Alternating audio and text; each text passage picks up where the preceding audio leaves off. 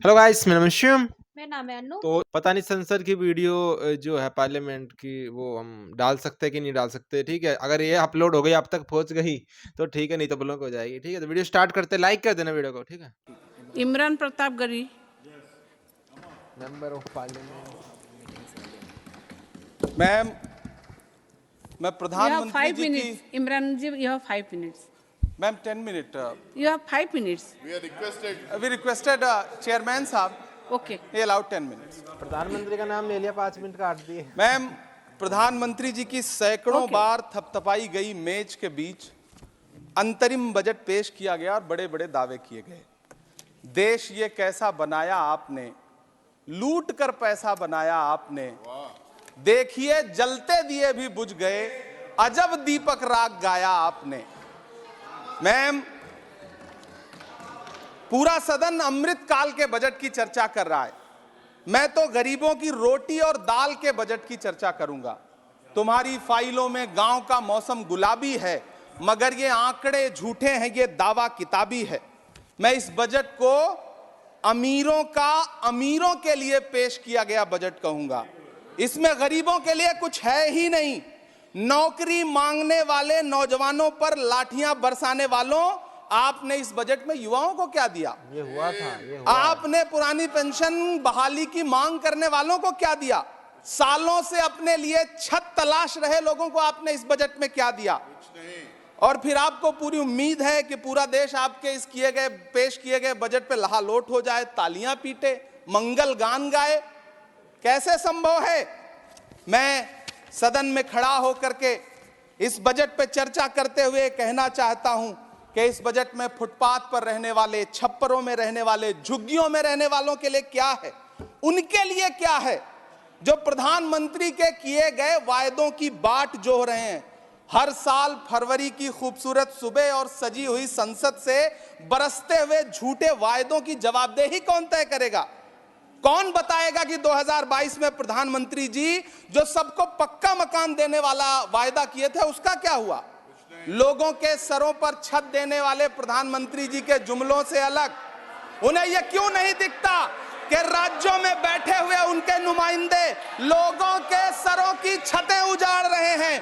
उत्तर प्रदेश हो, असम हो, जम्मू कश्मीर हो, मध्य प्रदेश हो, भाजपा शासित राज्यों के बुलडोजर न सिर्फ लोगों के घरों को उजाड़ रहे हैं बल्कि कुचल रहे हैं लोकतंत्र को, संविधान। ऐसा भी तो है, जब तक दूसरों के पे जेसीबी चल रही है, बुलडोजर चलते हैं ना घर पे, तो लोगों को बहुत मजा आता है, वाह अच्छा हो रहा है, योगी का पंजा चल रहा है, इस तरीके की। लेकिन जब जैसे जो लोग फॉलो करते हैं वो उन्हीं के घर पे जब चलने लग गए तो वो लोग कह रहे हैं हम पागल थे जो हम ऐसे कर रहे थे, हैं अब हमको पता चला है हमारे घर भी टूट रहे। तो को, अदालतों के मेयार को, मैम, तो खुद पे नहीं मैं आती ना, आंकड़ों जब की तक बाजीगरी लोगों को से जो है अलग वो हट करके इस बजट पर एक बात कहना चाहता हूं। आंकड़े तो ऐसे हैं इस बजट के, ये कह रहे हैं 4 करोड़, वित्त मंत्री जी 3 करोड़ कहती हैं, प्रधानमंत्री जी 4 करोड़ कहते हैं। पहले तो आप इस झूठ में ही आपस में ही सलट लीजिए कि 4 करोड़ सही है या 3 करोड़ सही है।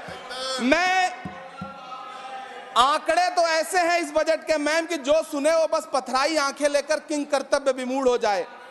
लेकिन झील में पानी बरसता है हमारे देश में, झील में पानी बरसता है हमारे देश में, खेत पानी को तरसता है हमारे देश में, जिंदगी का हाल खस्ता है हमारे देश में, दूध महंगा खून सस्ता है हमारे देश में।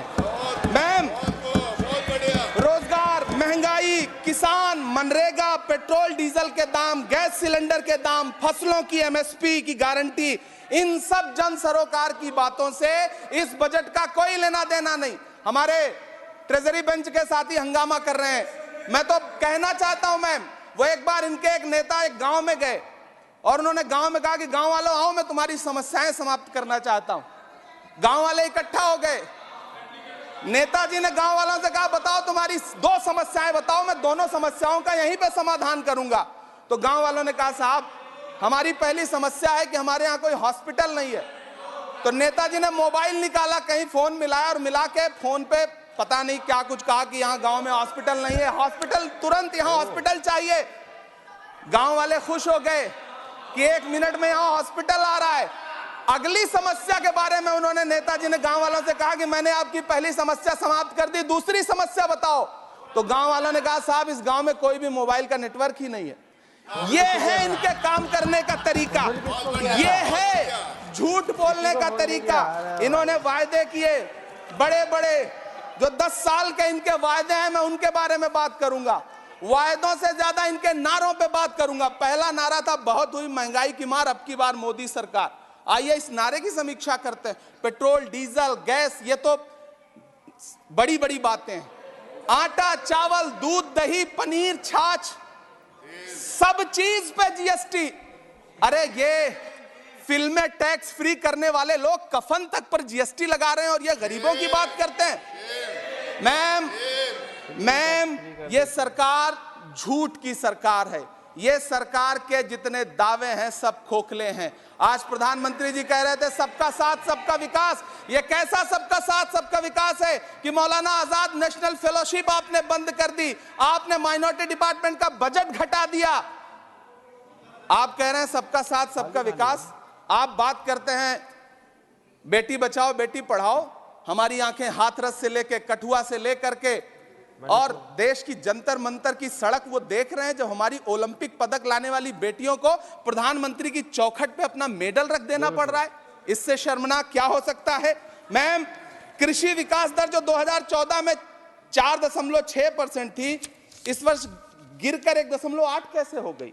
क्यों हर दिन 31 किसान आत्महत्या करने को मजबूर हैं? ये सरकार उन पर क्यों बात नहीं करती? कीमत तो बहुत बढ़ गई शहरों में धान की, लेकिन विदा ना हो सकी बेटी किसान की। मौका मिला तो लोगों ने कुर्सी के वास्ते तस्वीर ही बिगाड़ दी हिंदुस्तान की, और आज बड़ी बड़ी बातें कर रहे हैं। मैं यहां पर आपसे खड़ा होकर के मैं अंत में इतना कहना चाह रहा हूं कि वित्त मंत्री जी ने बजट में ट्रेनों के डिब्बे को वंदे भारत कोच में बदलने का एक प्रस्ताव रखा अपने भाषण में। ठीक है, ये सुनने में कानों को बहुत अच्छा लगता है, लेकिन मैम ये सरकार ट्रेनों की सुरक्षा के बुनियादी मुद्दों पर एक शब्द नहीं बोलना चाहती। बालासोर हादसे में घायल हुए लोगों की चिता की राख अभी तक ठंडी नहीं हुई है। वंदे भारत के वीडियो पोस्ट करने वाली ये सरकार कभी भारत की जनरल डिब्बों की, रेलवे के स्लीपर क्लास डिब्बों की वीडियो अगर पोस्ट करे ट्विटर पे तब समझ में आए। बिहार से, इलाहाबाद से, लखनऊ से दिल्ली आने वाली, मुंबई जाने वाली ट्रेनें देख लीजिए, उनकी हालत देख लीजिए, तो आपको लगेगा कि ये वही ट्रेनें हैं। आज स्थिति ये है कि रेलवे स्टेशन तो छोड़िए, रनवे पर खाना खिला रही हैं आपकी प्राइवेट एयरलाइंस। अभी आपने जुर्माना लगाया है, नोटिस दिया है एक एयरलाइंस को। यह स्थिति आपने करके रख दी है ट्रेनों की, एयरलाइंस की। ऐसे में मैम कागजों पर तो आप कितना भी वंदे भारत और बुलेट ट्रेन सर पर दौड़ा लीजिए, लेकिन असल में भारत की ट्रेनों की डिब्बों की सवारियों की हालत देखने लायक है। अगर सरकार खुली आंखों से उसे देखना चाहे तो देखे और उनकी स्थिति सुधारे। आज प्रधानमंत्री जी ने अपने भाषण में यहां खड़े होकर कई बार न्यू मिडिल क्लास की बड़ी चर्चा की, न्यू मिडिल क्लास जनरेट करेंगे।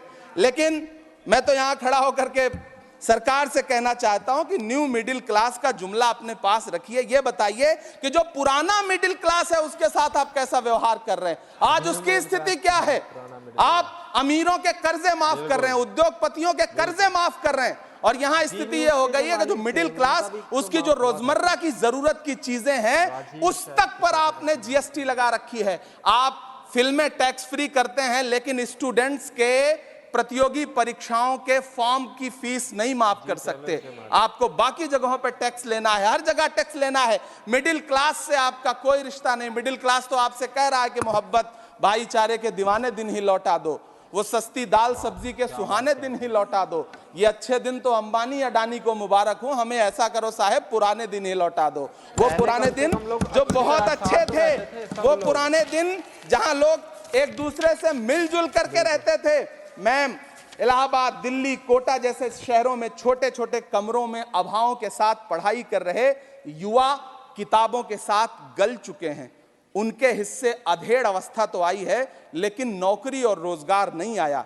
हर साल 2 करोड़ नौकरियां देने का दावा करने वाली ये सरकार 10 साल में युवाओं को नौकरियां नहीं दे पा रही है। 20 करोड़ नौकरियों का बोझ है इस सरकार के कंधे पर, और 2024 में देश देखेगा कि उन्हीं 20 करोड़ नौकरियों के बोझ तले दबकर बैठ जाएगी यह सरकार। यह देश देखेगा, क्योंकि जिस ओर जवानी चलती है उस ओर जमाना चलता है। देश का युवा नाराज है, देश का युवा गुस्से में है।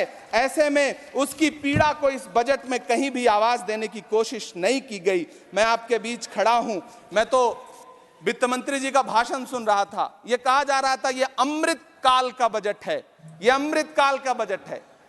यह कौन सा बजट है यह बाद में तय होगा, लेकिन मैं इतना जानता हूं कि यह इस सरकार का अंतिम बजट है, आखिरी बजट है। इसके बाद न्याय का बजट पेश होगा, जिसकी चर्चा राहुल गांधी जी पूरे देश में कर रहे हैं। न्याय का बजट, 5 न्याय, महिलाओं के लिए, युवाओं के लिए, सामाजिक न्याय की बात जिसकी चर्चा पूरे देश में राहुल गांधी जी कर रहे हैं, वो न्याय का बजट पेश होगा अगली बार। ये इस सरकार का अंतिम बजट है, अंतिम बजट है। अमृत काल में गरीबों की रोटी और दाल के लिए इस बजट में कोई प्राविधान नहीं है, कोई चर्चा नहीं है। बहुत बहुत धन्यवाद। Thank you. अगर देखो यही चीज है कि अगर जो सरकार है वो, यही बात है कि अगर जो सरकार है वो जॉब नहीं दे पा रही ना, तो उन्होंने क्या किया, उसके जॉब के बदले उन्होंने धर्म दे दिया। समझ रहे हो, युवाओं को, ये जॉब नहीं करेगा घर पे जाएगा, सब लोग कुछ कहेंगे भाई जॉब करे जॉब कर ले, इससे अच्छा लोगों को धर्म दे दिया है। हिंदू की रक्षा, हिंदू धर्म की रक्षा करो, वो करो, तो अब लोग उसी में लग गए। जो छोटे बच्चे हैं, जो यूपी हो गए, बिहार हो गए, और ऐसे इलाके के जो बैकवर्ड इलाके के बच्चे, वो इसी में लग गए। उनको अगर उनसे कुछ पूछ लो धर्म का, वेद का पूछ लो, उपनिषद का पूछ लो, पुराणों का भी कुछ उनसे पूछ लो, तो वो नहीं बता पाएंगे, उनको नहीं पता, क्योंकि उन्होंने जो मूल बातें धर्म की नहीं समझी। उनको एक झुंझुना दे दिया कि ये इसको बजाओ, इससे तुमको इज्जत मिलेगी, सेना में भर्ती हो जाओ, इतनी सारी जो सेना है जो बना रखी है हिंदू की है, उसमें शामिल हो जाओ। वो जड़ को नहीं समझ पाया। जो कि किताबें हैं, किताबों से कुछ लेना देना नहीं है, उनसे कुछ सवाल पूछोगे जवाब भी नहीं दे पाएंगे। बस यही है। फिर अगर आप उनको धर्म दे दोगे, जो फिर वो क्यों करेंगे, है कि नहीं? उनको इज्जत मिल रही है, बस बहुत है कि नहीं? और बाकी ट्रेन का बोला, ट्रेन का कितना बुरा हाल है। मेरे को कहीं पे इधर, मतलब बहुत साल हो गए कहीं ट्रेन से गए, लेकिन बहुत दिक्कत है ट्रेन में, है कि नहीं? मैंने एक डॉक्यूमेंट्री देखी थी ट्रेन के ऊपर, इंडियन जो ट्रेन सिस्टम है उसमें उन्होंने कहा था कि ये फायदे का बिल्कुल भी सौदा नहीं है। ट्रेन वाले खुद कह रहे हैं कि हमको 100 रुपए कमाने के लिए 120 रुपए लगाने पड़ रहे हैं, तो घाटा है ये। इंडियन रेलवे को घाटा होता है हर एक, अगर हम टिकट भी ले रहे तो फायदा नहीं होता, तो इसलिए उनकी इतनी खस्ता हालत है, क्योंकि उनका कंपटीशन बहुत ज्यादा बढ़ चुका है, समझ रहे हो? तो इसलिए उन्होंने जनरल जो कोच है वो भी कम करने स्टार्ट कर दिया, एसी कोच बजा रहे ताकि थोड़ा बहुत पैसा हो जाए। लेकिन उनका कंपटीशन इतना बढ़ गया कि एसी बसेस भी इतनी चल गई है ना, उससे कंपटीशन बढ़ गया, और प्राइस थोड़ा और बढ़ाएंगे तो फिर सीधा प्लेन वालों से उनका कम होने लग जाएगा, एसी वालों का, है ना? तो इसलिए जनरल को वो थोड़ा थोड़ा खत्म करते जा रहे हैं, छोटे छोटे डिब्बे करते जा रहे हैं, और एसी का बढ़ाते जा रहे हैं। एसी यही बुरा हाल हो रखा। पता सबको है कि गड़बड़ चल रही है। अंदर जो पेंट्री वाले, जो खाने वाले, मैस वाले, वो भी इतना खुलेआम कुछ भी 15 रुपए की बोतल के 20 रुपए ले रहे हैं। ठीक है, तो बहुत बेकार हालत है। तो देखते, कोई और वीडियो हो तो बताना आप इनकी, ठीक है? या कोई और देखना चाहो तो हमारा रिएक्शन कैसा लगा वो बताना, ठीक है? बाय।